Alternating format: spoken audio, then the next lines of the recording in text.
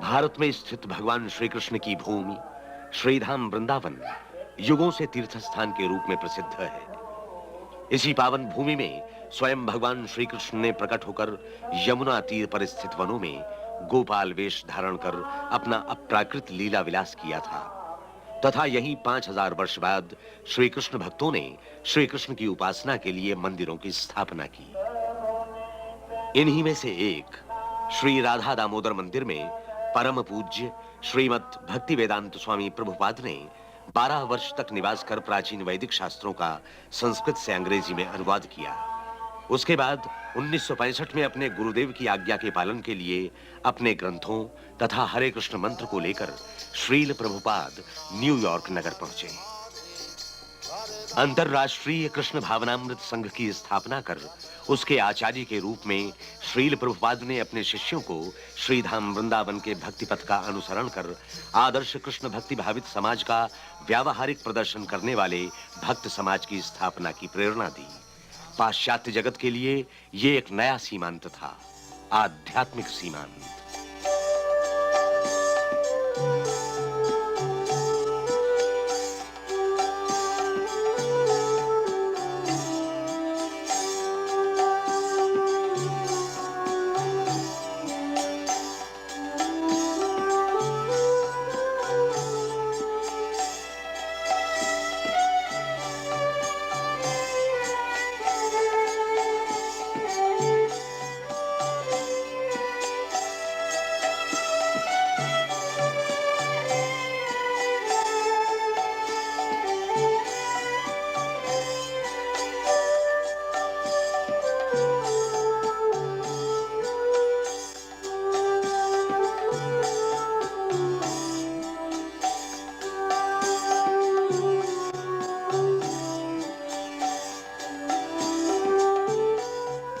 पश्चिमी वर्जीनिया के पर्वतीय प्रदेश में 1000 एकड़ में विस्तृत नव वृंदावन आज अमेरिका के सबसे बड़े धार्मिक जन समुदायों में गिना जाता है।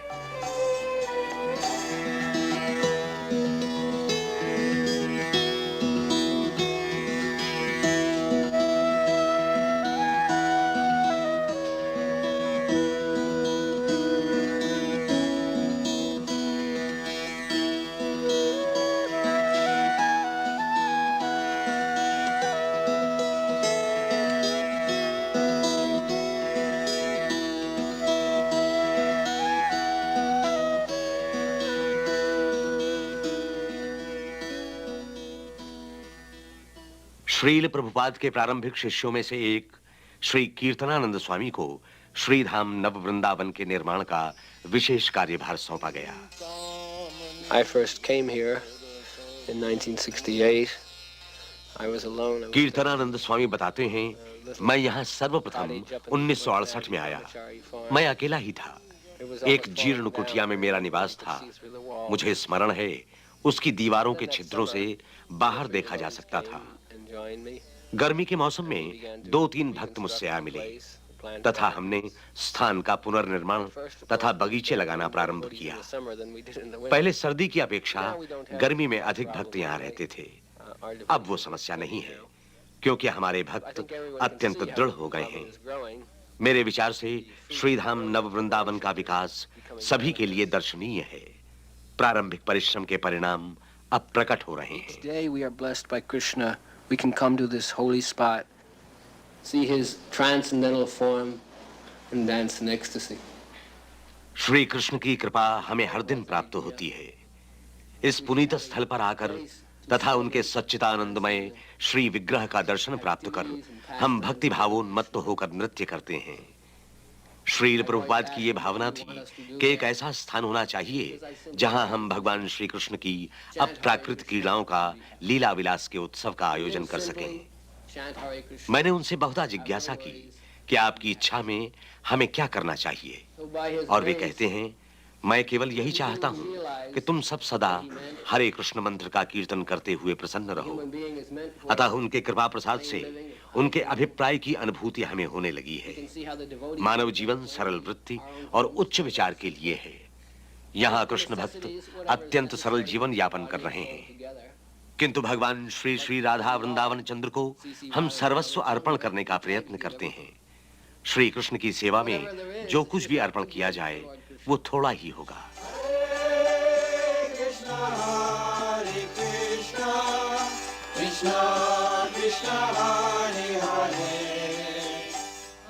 श्री धाम नव वृंदावन समाज के केंद्र हैं स्वयं भगवान श्री कृष्ण। उन्हीं के प्रीत्यर्थ कृष्ण भक्त भूमि में बीज रोपण तथा कटाई में विशेष परिश्रम करते हैं। वसंत ऋतु में अन्य अनाजों का भूमि में आरोपण किया जाता है।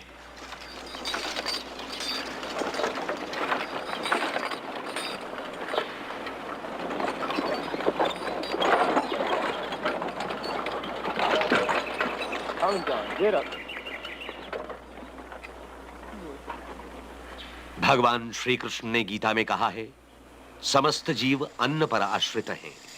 अतः शरद ऋतु में सभी भक्त धान्य की कटाई में सहयोग देते हैं।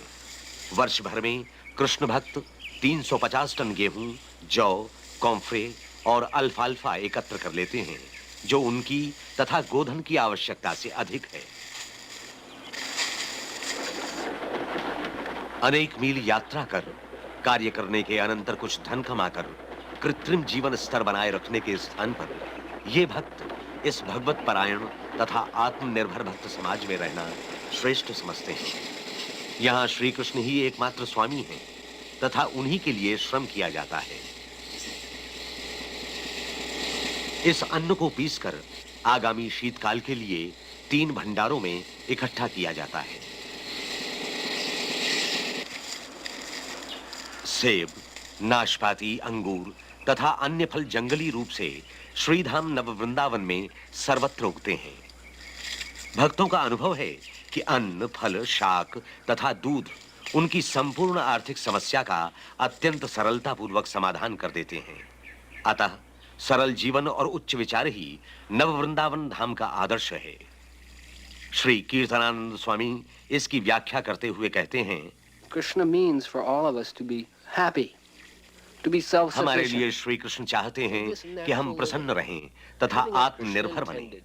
अतः श्री कृष्ण के अभिप्राय के अनुसार केवल प्रकृति की प्रचुरता को स्वीकार करते हुए इस प्रकार जीवन बिताना हमें अपने आप आनंदित कर देता है।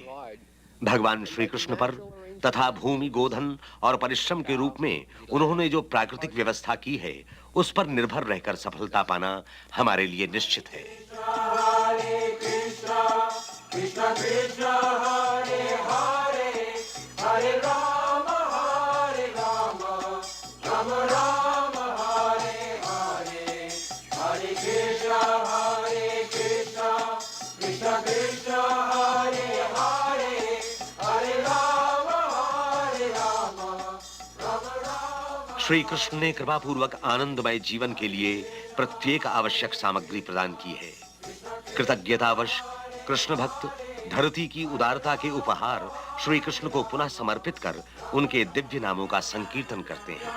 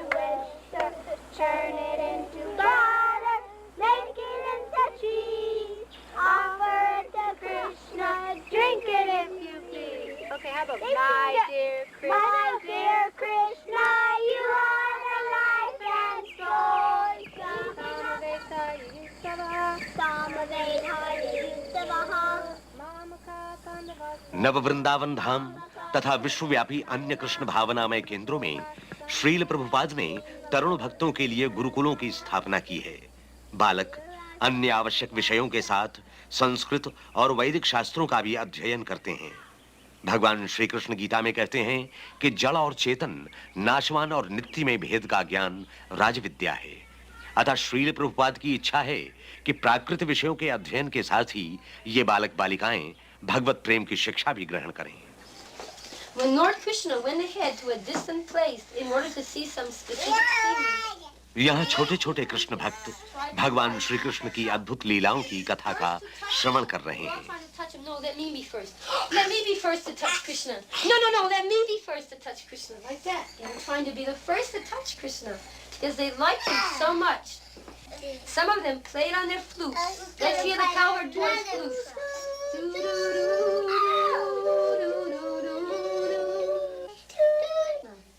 While the birds were flying in the sky, who could imitate the birds flying in the sky? Oh, the birds flew very beautifully like this.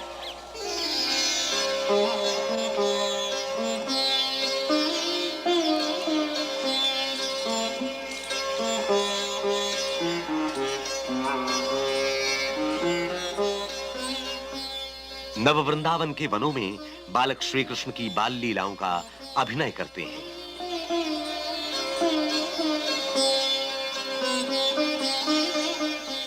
Shri Krishna तथा उनके सखाओं ने यमुना तीर पर मेंढकों के समान शब्द कर और कूद कूद कर परिहास किया तथा नृत्य और परस्पर मल्ल युद्ध का आस्वादन किया।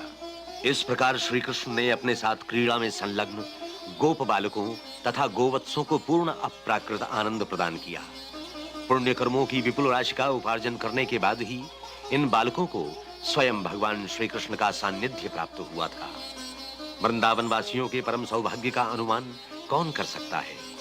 गोप बालक नहीं जानते थे कि श्री कृष्ण स्वयं भगवान हैं, किंतु फिर भी वे अंतरंग सखाओं के रूप में उनके लिए प्रगाढ़ प्रेम सहित श्री कृष्ण के साथ क्रीड़ा कर रहे थे।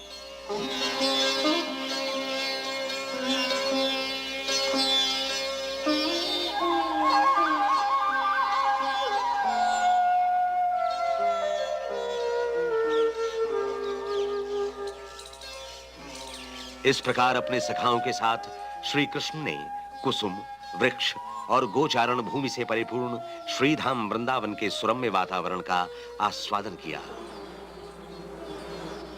श्री कृष्ण ने देखा कि समस्त वृक्ष फलों के भार से झुके हुए हैं और उनकी नूतन शाखाएं भूमि को छूकर मानो उनके चरणारविंद के स्पर्श द्वारा उनका स्वागत कर रही हैं।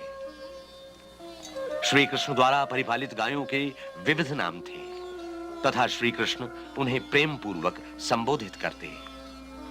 श्री श्याम सुंदर के आवाहन पर वे अविलंब स्नेह पूर्वक उनके निकट आ जाती। आह्लाद के कारण वे रमा रमा कर उत्तर देती तथा उनके स्तनों से दूध की धारा प्रवाहित होने लगती थी। नूतन तृणों के भक्षण से परिपुष्ट गायों के स्तन दुग्धामृत से पूर्ण थे। श्री कृष्ण के दर्शन से वे आनंदित हुई तथा उनके दर्शन से श्री कृष्ण भी आह्लादित हुए। श्री नववृंदावन का भक्त समाज व्यावहारिक रूप में सारे संसार के सामने वृंदावन में श्री कृष्ण के निवास के समान जीवन बिताकर कृष्ण भावनामय होने की विधि प्रस्तुत कर रहा है। भक्त ग्वाले दिन में 2 बार पर्वतों पर चढ़कर दूध दोहन के लिए गोधन का आह्वान करते हैं। जय जय माधव दैते, जय जय माधव दैते। परंपरा के अनुसार गाय शांति और धर्म की प्रतीक मानी जाती है। परमेश्वर की व्यवस्था के फलस्वरूप वो हमारे लिए अनुपयोगी तृण खाकर परम अद्भुत तथा सर्वाधिक संपन्न भोजन दूध प्रदान करती है। मनुष्य को पर्याप्त मात्रा में स्फूर्ति और शक्ति देने में गाय का दूध पूर्ण समर्थ है।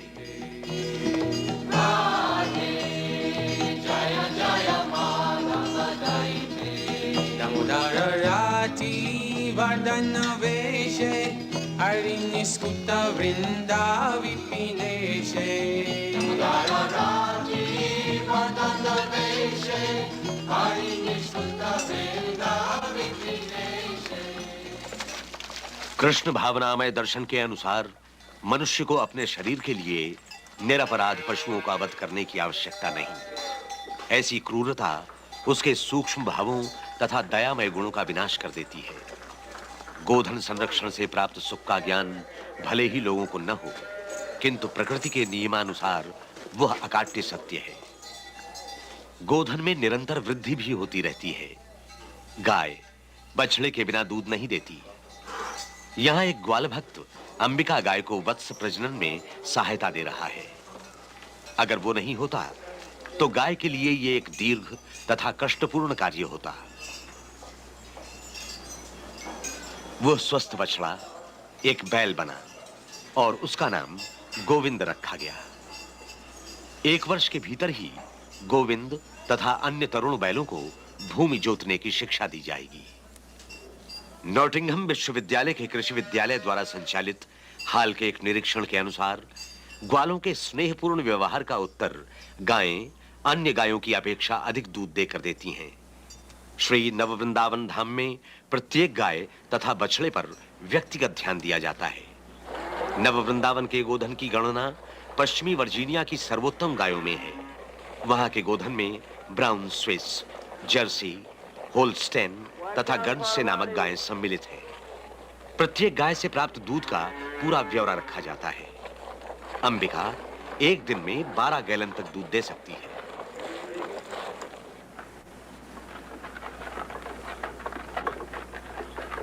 गाय का दूध चमत्कारी पदार्थ है।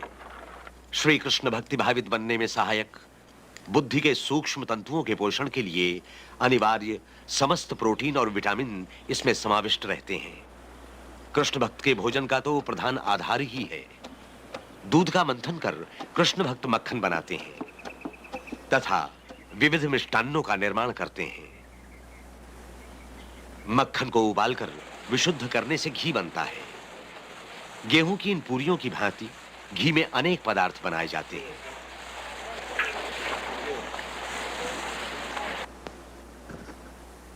श्रील प्रभुपाद ने अपने शिष्यों को प्राचीन वैदिक भोजन बनाने की शिक्षा प्रदान की है।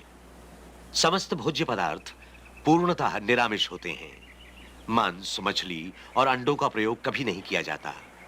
इनके स्थान पर कृष्ण भक्त दूध, चीनी, सब्जी, अन्न और फलों से भात, भरत, समोसा, मीठे चावल, लड्डू, कुल्फी, फलों का सलाद आदि अनेक स्वादिष्ट तथा तृप्तिदायक भोज्य पदार्थ बनाते हैं। यहाँ कीर्तनानंद स्वामी सेब की चटनी बना रहे हैं। भोजन की तमाम सामग्री ताजी और शुद्ध होती है। किसी भी कृत्रिम पदार्थ का उपयोग नहीं किया जाता। भोजन के प्रत्येक पदार्थ का अंश विशिष्ट थाली में सावधानी से रखकर पुजारी भक्ति भाव और प्रार्थना सहित श्री कृष्ण के प्रति उन्हें समर्पित करते हैं।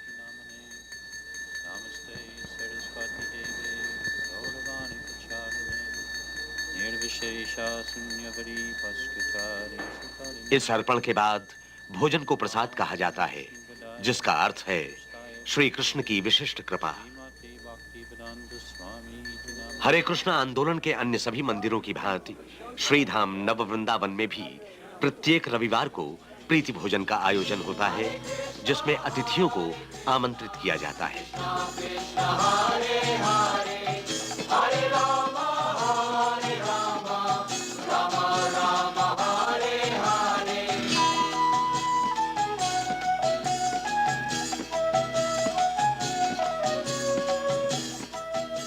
प्रसाद ग्रहण के बाद जलाशय में स्नान से अधिक आनंददायक और क्या हो सकता है। हरे कृष्णा कृष्णा कृष्णा हरे हरे, हरे राम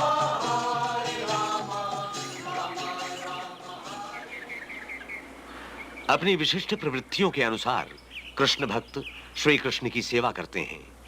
परमेश्वर श्री कृष्ण के लिए अपनी इच्छानुसार कुछ भी सेवा की जा सकती है। भक्त श्री श्री राधा वृंदावन चंद्र के लिए पुष्प चयन करते हैं, वस्त्र बुनते हैं तथा मुकुट और माला आदि बनाते हैं।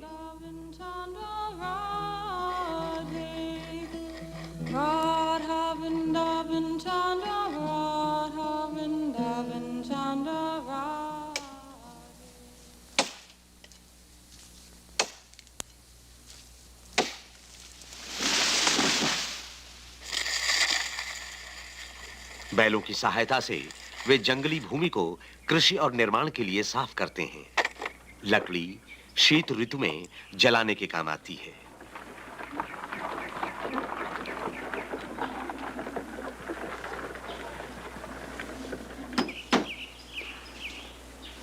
भगवत परायण ग्राम संबंधी अपने गुरुदेव के स्वप्न की पूर्ति के लिए उत्सुक कृष्ण भक्त नव वृंदावन धाम की सुरम्य चोटियों को विभूषित करने के लिए अनेक मंदिरों का निर्माण कर रहे हैं।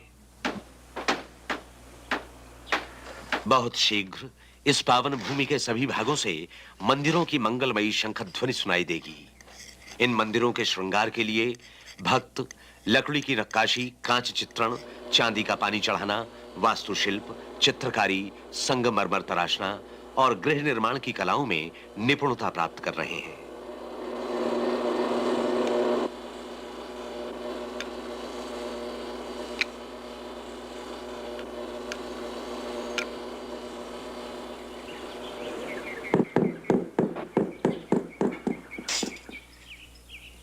गृहस्थ भक्त वन में सुखदायक कुटिया बना सकते हैं। श्रीधाम नव वृंदावन के लगभग आधे निवासी गृहस्थ हैं। विवाह से पूर्व श्री कृष्ण भक्त सुदृढ़ ब्रह्मचर्य का पालन करते हैं। श्रील प्रभुपाद ने कहा है, दंभ तथा कलह से मुक्त इस भगवत परायण वातावरण में कोई भी मनुष्य अपने परिवार, 1 एकड़ भूमि और 1 गाय के साथ शांतिपूर्वक रह सकता है। हमें शराब की दुकानों, जुआ घरों, कसाई खानों तथा वेश्यालयों की कोई आवश्यकता नहीं है, क्योंकि मानव जीवन भगवत प्राप्ति के लिए है। श्री कृष्ण को घर का केंद्र बनाकर सरलता पूर्वक रहने से ही पति पत्नी तथा बच्चे भी सर्वाधिक आनंद प्राप्त करते हैं। वास्तव में श्री कृष्ण को जीवन का केंद्र बनाना ही श्रीधाम नव वृंदावन का मुख्य लक्ष्य है।